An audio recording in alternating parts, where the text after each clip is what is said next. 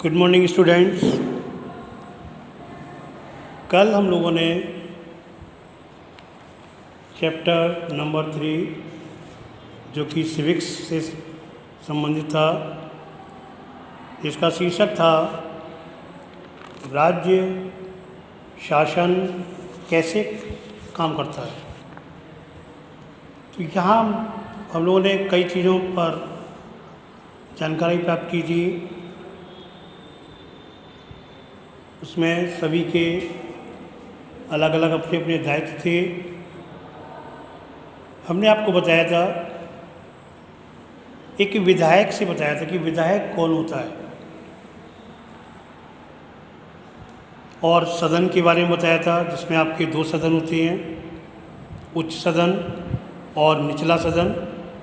उच्च सदन आपका विधानसभा और दूसरा विधान परिषद। विधायक विधानसभा के सदस्य को कहा जाता है, जिसे हम मेंबर ऑफ लेजिस्लेटिव असेंबली भी कहते हैं, जिसका संक्षिप्त रूप एमएलए है।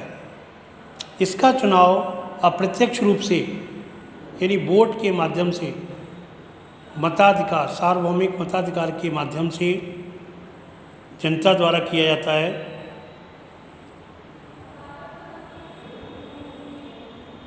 एमएलए का चुनाव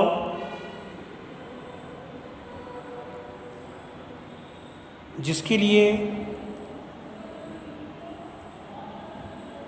कुछ आवश्यक योग्यताएं भी होती हैं, जैसे सबसे पहली योग्यता वह भारत का नागरिक हो,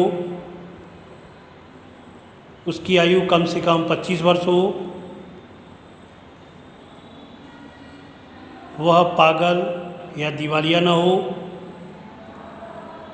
और वह किसी लाभ के पद पर ना हो, यानी कोई सरकारी कर्मचारी न हो।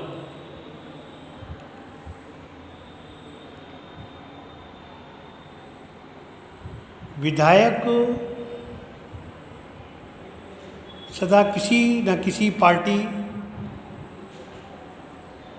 से संबंधित व्यक्ति होता है, जो किसी न किसी निर्वाचित क्षेत्र से खड़ा होता है और वहाँ पर से जीतकर विधायक के रूप में बनता है, चाहे वो सत्ताधारी पक्ष का विधायक बने और अथवा वह विपक्ष का विधायक बने। कभी कभी सत्ताधारी पक्ष का जो विधायक होता है उसे एक दूसरा कार्य भी सौंप दिया जाता है, मंत्री पद, क्योंकि मुख्यमंत्री जो है वो विधायक वो भी होता है, लेकिन वो उस दल का नेता उसको लोग चुनते हैं और उसी को मुख्यमंत्री बनाया जाता है। मुख्यमंत्री अकेला किसी कार्य को नहीं कर सकता है, इसलिए कुछ ही विभाग वो अपने पास रख सकता है। तो बहुत से विभागों के लिए अलग अलग विभागों के मंत्री बनाए जाते हैं, जैसे रक्षा मंत्री, शिक्षा मंत्री, वित्त मंत्री, और भी बहुत सारे मंत्री होते हैं, स्वास्थ्य मंत्री। तो उस विधायक को कभी कभी इनमें से कोई ना कोई मंत्री पद दे दिया जाता है। अभी आया था निर्वाचन क्षेत्र, किसी निर्वाचन क्षेत्र से चुने जाते हैं। निर्वाचन क्षेत्र क्या होता है? निर्वाचन क्षेत्र एक निश्चित क्षेत्र जहां रहने वाले सब मतदाता अपना प्रतिनिधि चुनते हैं, वह निर्वाचन क्षेत्र कहलाता है। जैसे पंचायत का वार्ड,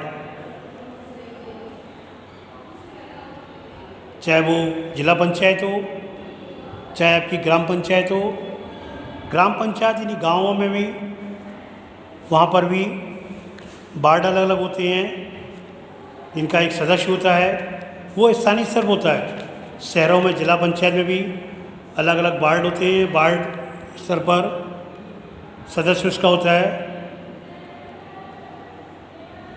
क्योंकि एक व्यक्ति संचालन उसका नहीं कर सकता, इसलिए उनको डिस्ट्रीब्यूट किया जाता है विभिन्न इकाइयों में अलग अलग, और उनके सभी के अपने अपने दायित्व होते हैं।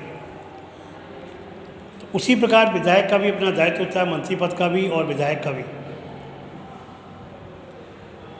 अभी शब्द आया था कि जिस दल का जो दल बहुमत प्राप्त कर लेता है, बहुमत से मतलब होता है जब किसी समूह या दल के पास आधे से अधिक संख्या में लोग किसी निर्णय या विचार से सहमत हो, उसे बहुमत कहा जाता है।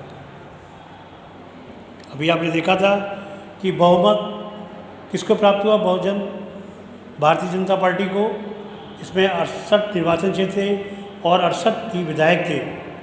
उनमें से 44 विधायक भारतीय जनता पार्टी के थे और बचे हुए 24 विधायक वो अन्य पार्टियों के थे, जिसमें अन्य पार्टियों में कांग्रेस पार्टी सर्वोपरि थी जो विपक्ष में थी। अब आता है सत्ताधारी या सत्ता पक्ष और विरोधी पक्ष में क्या अंतर होता है, दोनों में अंतर क्या होता है। सत्ता पक्ष से मतलब होता है जो बहुमत प्राप्त करने वाले राजनीतिक दल या समूह होते हैं, उन्हें सत्ता पक्ष कहते हैं। और विरोधी पक्ष जो होते हैं, जो चुने हुए प्रतिनिधि को सत्ता पक्ष के सदस्य नहीं है और विरोधी पक्ष कहलाते हैं। जनता द्वारा चुने तो गए हैं, लेकिन वो सत्ता पक्ष के सदस्य नहीं हैं, क्योंकि उस दल के नहीं हैं। चुन के तो आ गए वो, लेकिन उस पक्ष के नहीं है, तो वो स्वाभाविक है, चुने हुए हैं, पास भी कर लिया है, यानी विधायक बन चुके हैं, लेकिन वो किस में चले गए, विरोधी पक्ष में चले गए। इसलिए हम उसको विरोधी पक्ष या विपक्ष बोलते हैं।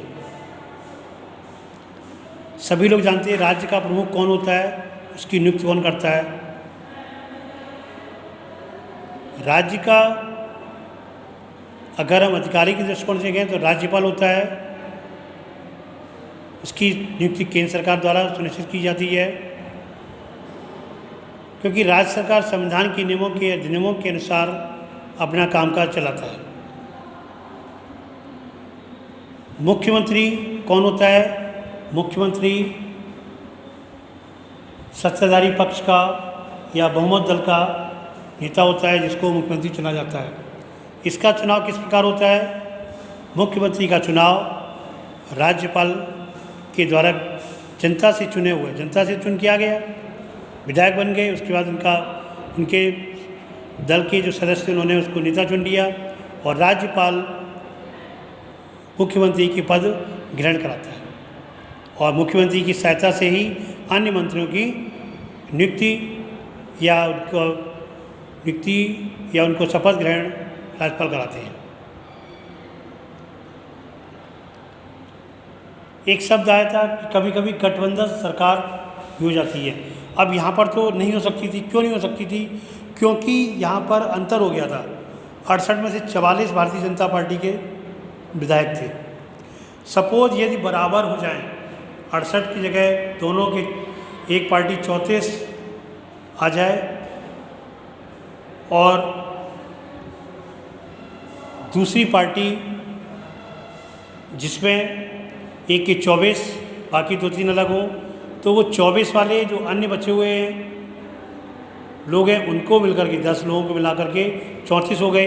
अब क्या हुआ, 34 बराबर हो गए, दोनों बराबर हो। गठबंधन तो उधर बनना दूसरी पार्टी बना रही है, यानी मतलब कांग्रेस के 24 हो जाते और इनके 34 होते भारतीय जनता पार्टी के, तो उधर 10 मिलकर के उनके 34 हो गए, लेकिन बराबर तो हो गए। अब दूसरी पार्टी जो कांग्रेस बनना चाह रही है, वो यदि दूसरी पार्टी भारतीय जनता पार्टी के 1-2 सदस्यों को अपनी तरफ प्रलोभन देकर अगर मिला लेती है, वो छोड़ कर चले जाते हैं, तो वो सरकार बना सकती है।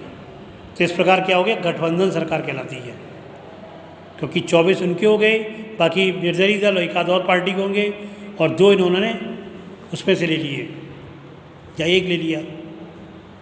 जैसे ड्रॉ हो जाता है ना, बराबर होने पर ड्रॉ हो जाएगा, समझ गए, फिर वोट डाले जाएंगे, फिर उसको किया जाता है। तो एक वो तोड़ भी सकते हैं, अपनी तरफ मिला सकते हैं।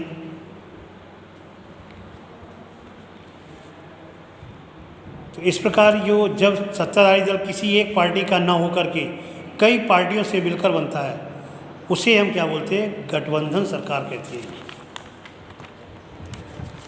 कभी कभी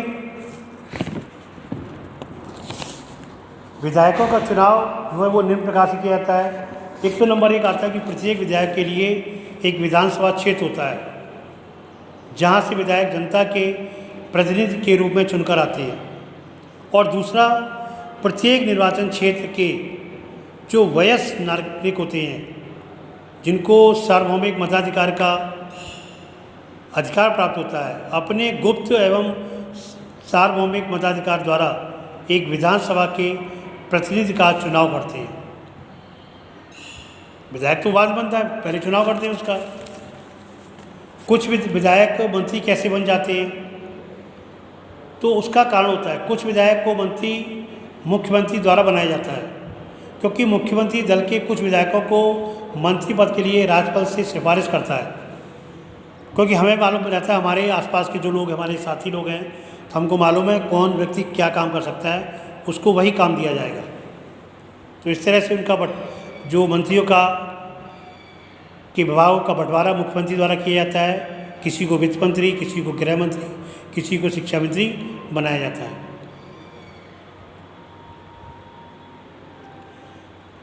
मुख्यमंत्री तथा मंत्रियों द्वारा बहुत से निर्णय लिए जाते हैं, जहाँ पर विधानसभा में बहस भी होती है, उनके द्वारा निर्णय भी लिए जाते हैं।